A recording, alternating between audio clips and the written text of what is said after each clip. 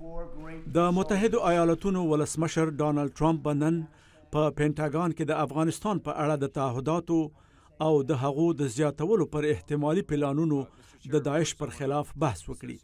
د دې ملاقات په ترڅ کې د عسکرو د زیاتوالي د اعلان تمه نشي کېدلی. له بل پلوه د ولسمشر ټرمپ د ملي امنیت هیئت د افغانستان په اړه پر پلان نوې کتنه باندې بوخت دی.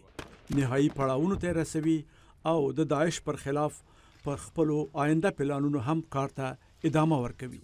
ولسمشر ډانلډ ټرمپ په وارسا کې خبرداری ورکړ چې غربي ارزښتونه د ترهګرۍ لخوانه له خطر سره مخامخ دي.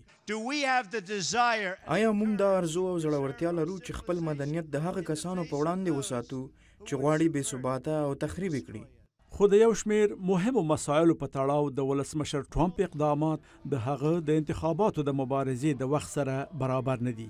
مثلا د ایران په اړه د ایران معامله تر ټولو هغو معاملو چې ما لیدلې دي ناوړه معامله ده.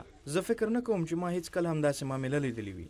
د یو ولسمشر په توګه ډانلډ ټرمپ 2 ځلې د ایران اټومي معامله تصدیق کړله چې پر خپل حال پاتې شي. همدارنګه پر خپل هغه دریځ هم پاتې نشو چې ویلې د ناټو اتحاد له کار نه لوېدلی دی. ولسمشر ډانلډ ټرمپ د اوباما د وخت 3 مهم اقدامات بدل کړل. د مهاجرو پر خلاف اقدامات وکړل او د متحده ایالاتو حکومت له 2 نړیوالو موافقت نامونه ویست.